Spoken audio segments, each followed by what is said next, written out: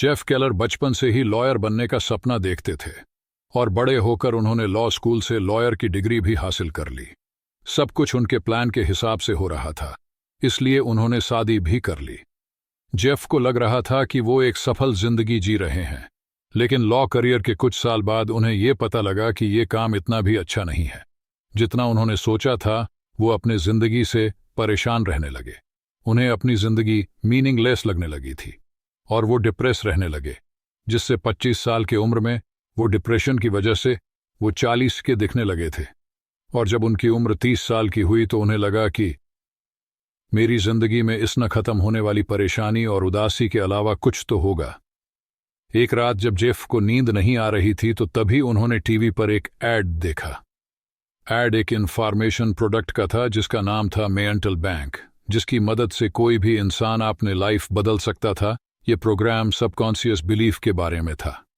जैसे ही जेफ ने टीवी पर यह विज्ञापन देखा, उन्हें लगा अब बस यही है जो उनकी मदद कर सकता है, और उन्होंने तुरंत अपना क्रेडिट कार्ड निकाला और ये प्रोग्राम ऑर्डर कर दिया। कुछ दिन बाद जब इस प्रोडक्ट की सीडी आई तो जेफ ने बड़े ही लगन से उनकी बातों को सीखा, जिससे उन्हें बहुत ही पावरफुल बातें पता चला, जिन बातों ने सच में उनमें बहुत से बदलाव लाए। इसके बाद जेफ ने कभी पीछे मुड़कर नहीं देखा। उन्होंने बहुत सारी मोटिवेशनल किताबें पढ़ डाली। जेफ ने जैसे ही एक नेगेटिव एटीट्यूड को छोड़ के एक पॉजिटिव एटीट्यूड अपनाया, उन्हें अपनी जिंदगी में चौंका देने वाले परिणाम दिखने लगे। अब जेफ लॉयर के साथ साथ मोटिवेशनल स्पीच भी देने लगे और 1990s में उन्होंने अपनी लॉयर की जॉब छोड़ के पूरे टाइम मोटिवेशनल स्पीकर का काम शुरू कर दिया, जिसमें उन्हें काफ़ी ज़्यादा सफलता मिली। और इसके बाद जेफ को कभी अपना काम जैसा नहीं लगा। वो जब भी अपनी स्पीच की तैयारी करते या कोई मोटिवेशनल लेख लिखते तो उन्हें ऐसा लगता कि वो यही करने के लिए बने हैं। जेफ की जिंदगी में इतना बड़ा बदलाव कभी नहीं आता अगर वो एटीट्यूड इज एवरीथिंग को नहीं समझते। इस किताब को लिखने से पहले जेफ ने सक्सेस और ह्यूमन बिहेवियर पर 20 साल रिसर्च की है।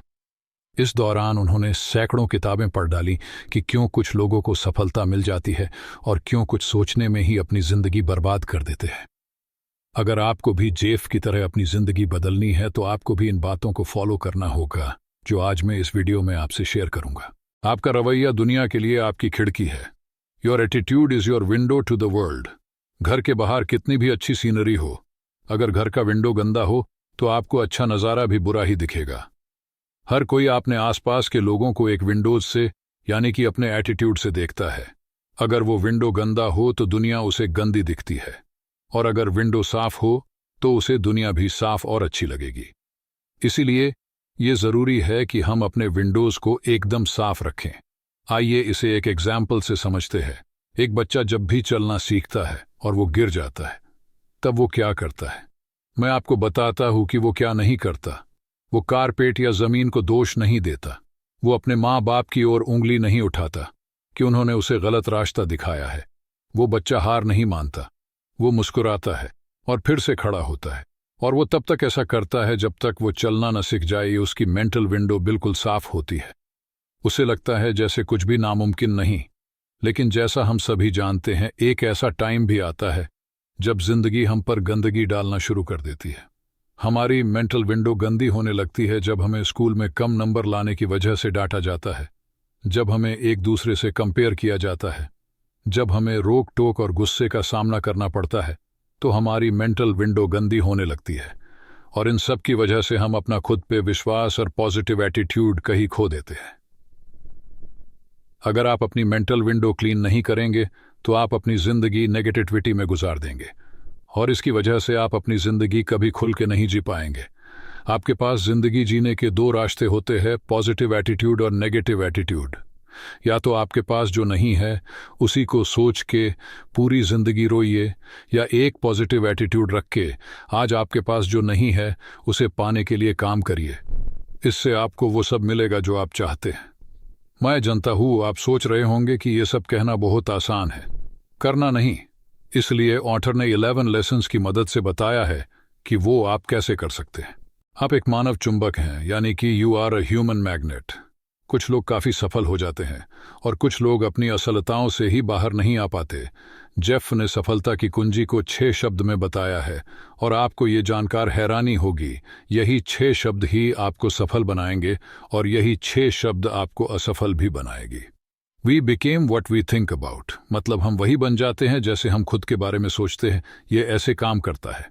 यदि हम किसी लक्ष्य के बारे में लगातार सोचते हैं तो हम उसकी ओर आगे बढ़ने का प्रयत्न आरंभ कर देंगे। मान लीजिए एक आदमी है जो सोचता है कि मैं हर साल 10 लाख रुपए कमा सकता हूं, तो वो एक मानव चुंबक, ह्यूमन मैग्नेट की तरह उन सभी रास्तों को ढूंढ लेगा जिससे वो 10 लाख रुपए कमा सके। अब दूसरा पहलू ये है, अगर वो सोचे उसे अपने परिवार की समस्याओं को दूर करने के लिए 10 लाख रुपए कमाने चाहिए। अब क्या वो 10 लाख रुपए कमा सकता है? ये उस आदमी पे डिपेंड करता है कि वो खुद पर कितना भरोसा करता है। अगर आप ये सोचें कि मैं 10 लाख रुपए कमा सकता हूं और 10 लाख रुपए कमाने चाहिए, इसमें 2 चीजें सामने आती है। कमा सकता हूं पॉजिटिव एटीट्यूड और कमाने चाहिए नेगेटिव एटीट्यूड। अगर आपका खुद पे भरोसा है, कुछ करने की हिम्मत है, तो आप एक दिन 10 लाख रुपए जरूर कमा लेंगे। दोस्तों, असफलता बस एक स्पीड ब्रेकर की तरह होता है जो हमारे सपनों के रास्ते में आकर बस हमें टेस्ट करता है। और अगर हमें एक पॉजिटिव एटीट्यूड नहीं होगा तो यही स्पीड ब्रेकर हमें पहाड़ जैसा लगने लगेगा और हम इस ब्रेकर को पार करने के बजाय वही हार मान जाएंगे। इसीलिए जब भी आप अपनी जिंदगी में कुछ नया शुरू करिए तो ये बात याद रखिएगा कि असफलता बस हमें ये दिखाने आती है कि हमें अपने सपने को पाने की कितनी चाहत है। अपनी सफलता की कल्पना करें, यानी कि picture your way to success. एक इंटरव्यू में प्रसिद्ध गायिका सेलिन डियोन से पूछा गया कि क्या उन्होंने अपने करियर की शुरुआत में कभी सोचा था कि उनके लाखों रिकॉर्ड बिकेंगे और वे टूर पर रहकर हर सप्ताह कई हजार लोगों के सामने गाना गाएंगे। इन गायिका ने जवाब दिया कि इनमें से किसी भी बात पर उन्हें आश्चर्य नहीं हुआ, क्योंकि इस तरह की कल्पना उन्होंने तभी कर ली थी जब वे केवल 5 वर्ष की थीं। इसलिए हमारा पहला कदम अपने इच्छित परिणाम की छवि का निर्माण करना है। आपको केवल अपनी कल्पना ही सीमित कर सकती है। आप जानते होंगे कि बहुत से लोग सार्वजनिक सभा में संबोधित करने से घबराते हैं। कई तरह के सर्वे करने के बाद पाया गया कि यह लोगों का सबसे बड़ा डर है, जो मौत के डर से भी कहीं आगे है। आइए देखें कि जब लोगों से भाषण देने के बारे में सिर्फ सोचने भर के लिए भी कहा जाए तो उनके मन में किस तरह के चित्र उभरने लगते हैं। वे स्वयं को श्रोताओं के सामने घबराए हुए खड़ा देखते हैं। शायद वे जो कहना चाहते हैं उसे याद करने में कठिनाई का अनुभव करते हैं। यदि अपने मानस पटल पर आप इन छवियों को बार बार दोहराए तो यकीन माने कि आप एक वक्ता के रूप में कोई खास सफलता हासिल नहीं कर पाएंगे। इसके बजाय अपने मन में इस तरह की छवि बनाएं कि आप आत्मविश्वास से भरे हुए अपनी प्रस्तुति दे रहे हैं। श्रोतागण आपके हर शब्द को ध्यान से सुन रहे हैं। आपने श्रोताओं को एक मजेदार वाकया सुनाया है और वे हंस रहे हैं। अंत में वे बड़ी गर्मजोशी से आपके लिए तालियां बजा रहे हैं। बाद में लोग आपको बधाई देने आ रहे हैं। क्या आप देख पा रहे हैं कि ऐसे मानसिक चित्र किस तरह एक बेहतर वक्ता बनने में आपकी सहायता कर सकते हैं? हालांकि ध्यान रखें कि आपके मन में उभरी इस तरह की तस्वीरें रातों रात वास्तविकता में साकार नहीं होती। हाँ, लेकिन यह तय है कि धैर्य के साथ लगातार इस तरह की मानसिक तस्वीरों, फिल्मों पर अपना ध्यान केंद्रित कर आप ऑटोमेटिकली उन तरीकों से कार्य करने लगेंगे जो आपके स्वप्न साकार करने में सहायक सिद्ध होंगे। प्रतिबद्ध हो जाए और दुनिया हिला दें, यानी कि make a commitment and you'll move mountains. आइए इसे एक शानदार स्टोरी से समझते हैं, जो कि है न्यूपोर्ट बीच, कैलिफोर्निया के निवासी बेंजामिन रोल की कहानी। रोल ने 1990 में 67 वर्ष की उम्र में लॉ स्कूल से ग्रेजुएशन किया। स्वाभाविक था कि उन्हें अपनी कानूनी प्रैक्टिस शुरू करने से पूर्व कैलिफोर्निया बार एग्जाम पास करनी पड़ती। इस एग्जाम को पास करने के अपने पहले प्रयास में वे फेल हो गए। दूसरी बार भी वे फेल हो गए, फिर तीसरी, चौथी, फिर 13वीं बार असफल हुए। मैं आपको बता दूं, बार एग्जाम साल में केवल 2 बार दी जा सकती है। इसलिए जब वे अपने 13वें प्रयास में असफल रहे तब वे 73 वर्ष के हो चुके थे। अधिकतर लोग इतने प्रयासों के बाद हार मान लेते, लेकिन बेंजामिन रोल ऐसे नहीं थे। उन्होंने 14वीं बार एग्जाम दिया और इस बार पास हो गए।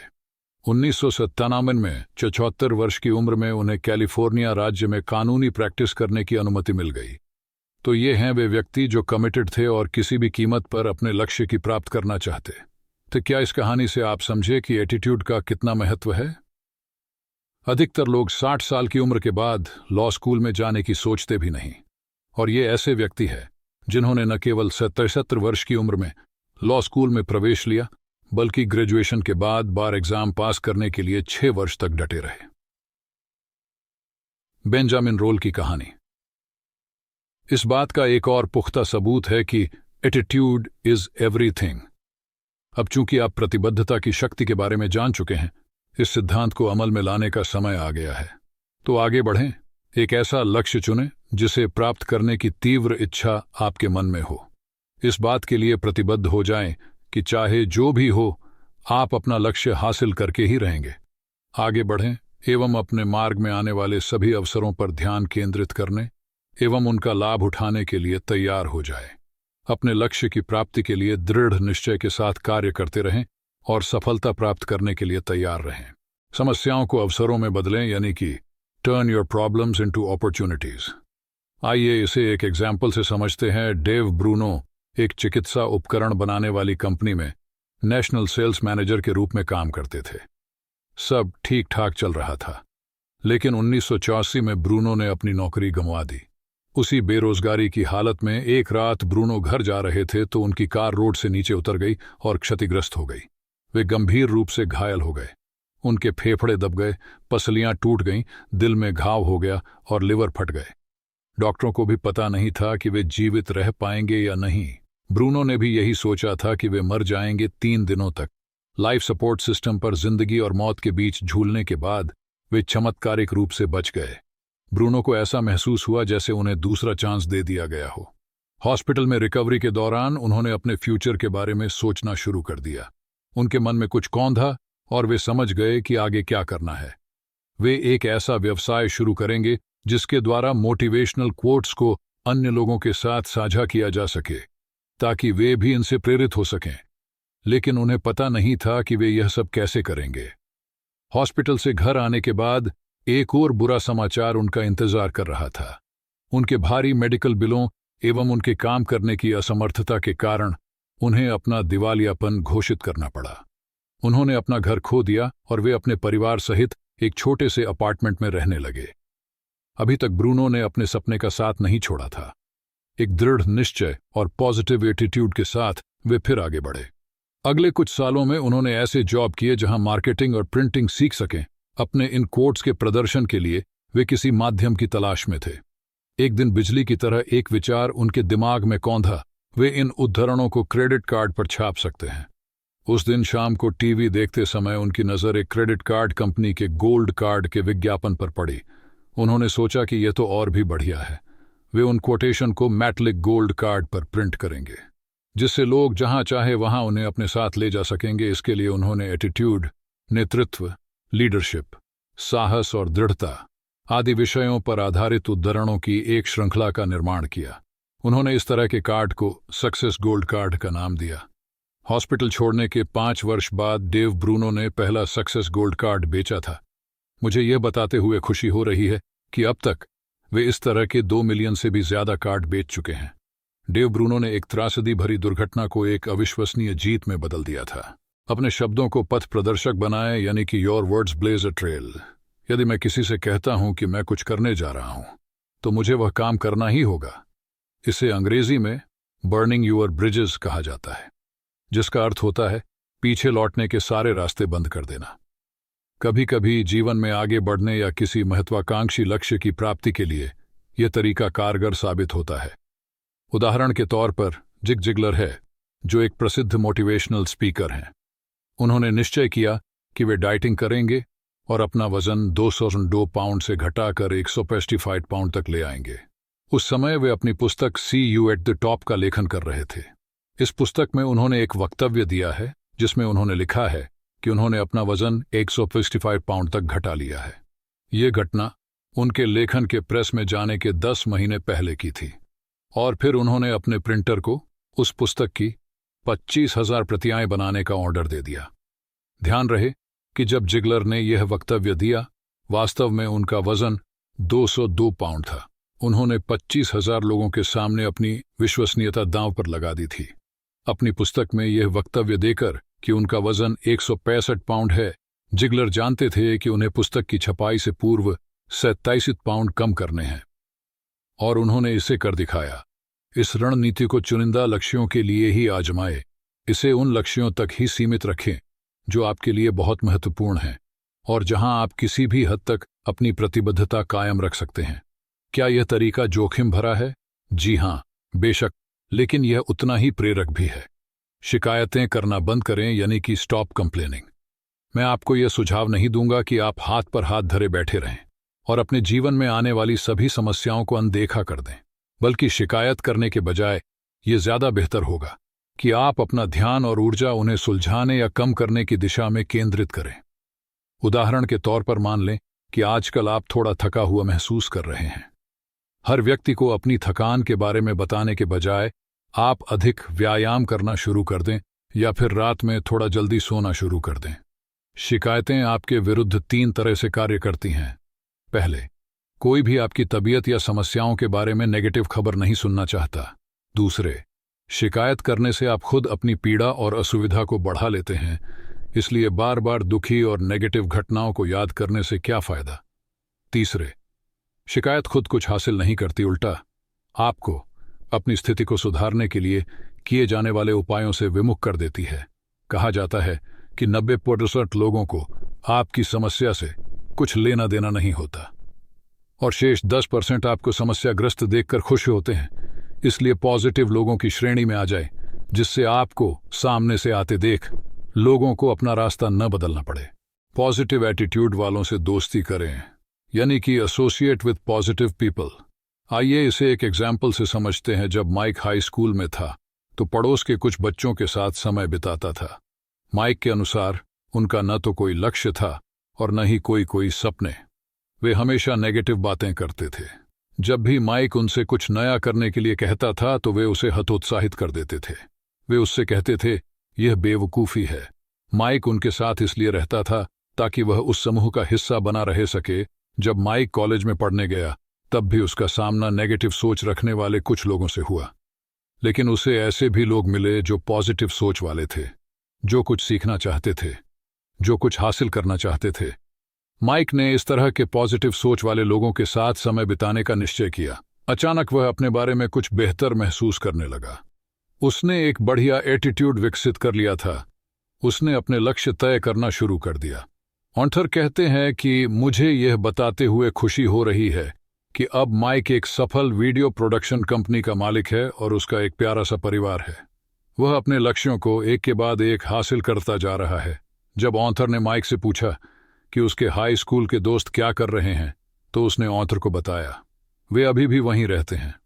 उनकी सोच अब भी उतनी ही नेगेटिव है और उन्होंने अब तक अपने जीवन में कुछ भी नहीं किया है। माइक ने कहना जारी रखा, यदि मैं उन्हीं लोगों के साथ घूमना जारी रखता तो आज मैं जहां हूं वहां नहीं पहुंच पाता। मैं अब भी नुक्कड़ की दुकान पर बैठकर झक मार रहा होता। माइक की कहानी इस बात का जीता जागता सबूत है कि अपने आसपास के माहौल और लोगों का हमारे जीवन पर क्या प्रभाव पड़ता है। इसके बावजूद हम कभी कभी कुछ निश्चित लोगों के साथ रहने के आदी हो जाते हैं और इस बात पर विचार ही नहीं करते कि इसका क्या परिणाम हो सकता है। अपने डर से मुकाबला कर आगे बढ़ें, यानी कि confront your fears and grow. मैं आपको एक ऐसी महिला की कहानी सुनाना चाहता हूं जो कंफर्ट जोन से बाहर निकलने के बारे में बहुत कुछ जानती है। उनका नाम डॉटी बर्मैन है, जो 32 सालों तक न्यूयॉर्क के एक हाई स्कूल में इंग्लिश की टीचर रह चुकी हैं। हालांकि 10 वर्ष की उम्र से ही वे शो बिजनेस में जाना चाहती थीं, फिर भी उन्होंने एक करियर के रूप में टीचर का सुरक्षित जॉब चुना। डर की कैद से बच निकलने का एकमात्र रास्ता यही है कि उसका सामना किया जाए। टीचर के रूप में कार्यरत रहते हुए डॉटी ने गाने लिखना और उनकी प्रस्तुति करना शुरू कर दिया। हालांकि यह सिर्फ शौकिया तौर पर था, लेकिन इसने उनके सपने को जिंदा रखा। फिर 1980 के अंत में डॉटी ने एक निर्णय लिया कि वे टीचिंग को छोड़कर एक परफॉर्मर के रूप में अपना नया करियर शुरू करेंगी। 88 की गर्मियों में उन्होंने अपना इस्तीफा दे दिया। फिर एक अनजाने डर ने उन पर कब्जा कर लिया। किसी अपरिचित क्षेत्र में कदम रखने के ख्याल से वे इतनी डर गईं कि उन्होंने अपना इस्तीफा वापस ले लिया और फिर से बच्चों को पढ़ाना शुरू कर दिया। किंतु डॉटी के भीतर कुछ था जो उनके सपने को मरने नहीं दे रहा था। 6 महीने बाद यानी 1979 की जनवरी में उन्होंने अपने डर पर काबू पा लिया और रिटायर हो गईं। तब वो 50 साल की हो चुकी थी। 1982 में डॉटी ने एक पात्री म्यूजिकल शो प्रस्तुत किया जिसे खुद उन्होंने तैयार किया था। 1998 में यानी अपनी उम्र के 60वें साल में उन्होंने अपनी बेहतरीन सीडी निकाली जिसका नाम था I am in love with the computer. उन्होंने न केवल न्यूयॉर्क सिटी के एक कैबरे में किए गए म्यूजिकल रिव्यू इसमें, बल्कि देश भर के कई संस्थानों में इसे परफॉर्म किया था। इस तरह से डॉटी ने आपने अपने डर से मुकाबला किया और हमें अपने सपनों के पीछे भागने के लिए प्रेरित किया। दोस्तों, आप अपने डरों से मुकाबला करके ही आप अपनी क्षमता को विकसित कर सकते हैं तथा एक ऐसा सक्रिय एवं परिपूर्ण जीवन जी सकते हैं जिसके आप हकदार हैं। ऐसा फैसला करने पर आपको कभी पछतावा नहीं होगा। असफलता से न घबराएं, यानी कि get out there and fail. असफलता से विचलित न हो। मैं आपको ऐसे 2 लोगों की कहानी बताना चाहता हूं जिन्होंने प्रेरक कहानियों के संग्रह पर एक पुस्तक लिखी थी।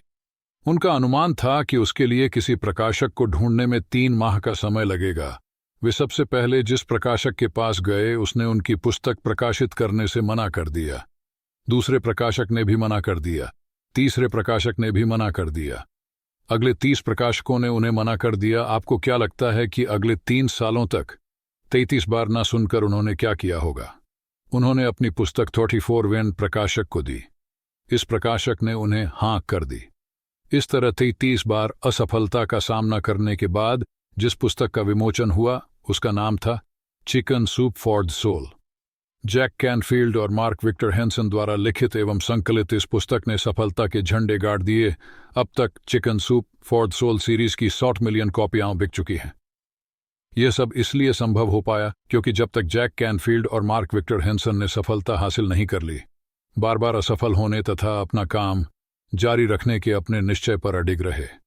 वह क्या था जिसने जैक कैनफील्ड और मार्क विक्टर हैंसन को 33 असफलताओं के बाद भी अपने निश्चय पर टिकाए रखा? वह था उनका एटीट्यूड। यदि वे लोग नेगेटिव एटीट्यूड वाले होते तो अपने पहले दूसरे प्रयासों के बाद ही हार मान चुके होते और फिर उनके हाथ यह कुबेर का खजाना नहीं लगता। लेकिन उन्होंने बार बार असफलता हाथ लगने पर भी उत्साह के साथ अपना एटीट्यूड पॉजिटिव ही बनाए रखा। विजेता वे हैं जो जानते हैं कि जीवन में किसी बच्चे की तरह दौड़ना सीखने के पहले चलना जरूरी है और चलना सीखने के पहले रेंगना जरूरी है। इतना ही नहीं, हर नया लक्ष्य असफलता का एक नया समूह लेकर आता है। यह आप पर निर्भर करता है कि आप इस तरह की निराशा को अस्थायी रुकावट या चुनौती समझकर उसे मात देते हैं या फिर उसे अजेय समझकर उससे हार मान लेते हैं। यदि आप अपनी हर पराजय से सीखने का निश्चय कर लें और अपने अंतिम परिणाम पर ध्यान केंद्रित कर लें, तो असफलता अंततः आपको सफलता दिलवाकर ही रहेगी।